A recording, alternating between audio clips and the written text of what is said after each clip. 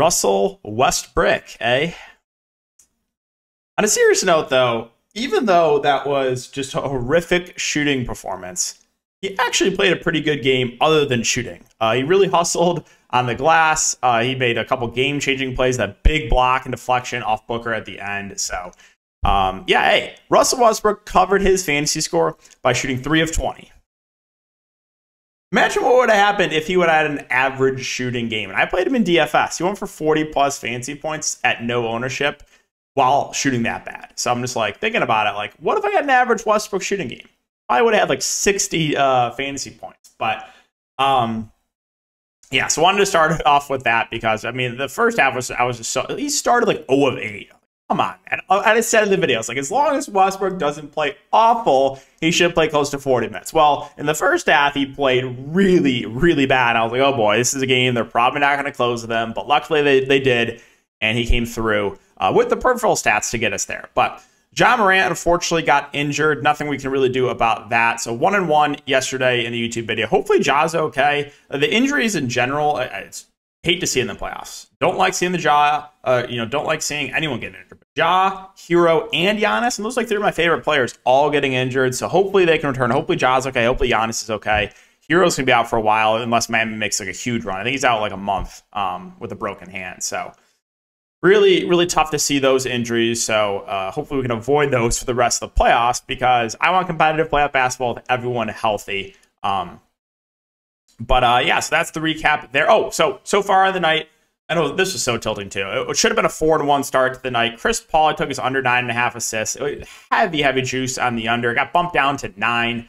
And he had, I think, 3 assists going into the fourth quarter, and he ended up hooking me, getting like 8 assists in the fourth. And I was just like, come on, man. Really, really? So could have been a 4-1 start, but 3-2 start. If Cat goes over his rebounds, it would be a really solid day at 4-2. So hopefully he can avoid foul trouble. That would be Karl-Anthony Towns. He commits a lot of dumb fouls with watching the games. Like, come on, man. Like, why is he on Jokic at all? Like, do not have Cat on Jokic. But, so that's a recap of everything there for Prizepicks. DFS looking like a decent night. We'll see, though. I have a lot of exposure to the second game. I've been on a super hot streak there, up like over $1,000 last 3 days. So, I'm loving playoff basketball, and I'm hoping to keep this going. So, in this video, guys, we'll be talking about 2 player props I like on Prizepicks. If you're a first-time user of Prizepicks, you can use the code DKDFS for a 100% match up to $100. I will link down below, and premium content also linked down below as well. The sponsor of this video is No House Advantage, also a player prop site where you can play either versus each other, like DFS style, or versus the house, where you can go up to 20x your money. So if you're not familiar and want to give it a try, you can also use the code, again, DKDFS, linked down below. Take advantage of the free money. If you just want to try it out and you don't like it, so what? Like, $100 free, take advantage of that and check it out. And if you like it, yeah, you can make some good money. There is some differences there with No House Advantage and with Prizepicks. But yeah, let's talk about these 2 plays. So first player we're going to be looking to is a guy that I think is just going to play huge minutes because this team really doesn't have any other point guards. And that's going to be Spencer Dinwiddie at 34.5 fantasy score. I'm going to take more than 34.5 fantasy score for Dinwiddie. Now, I know this game in general not going to be played at a super fast pace, right?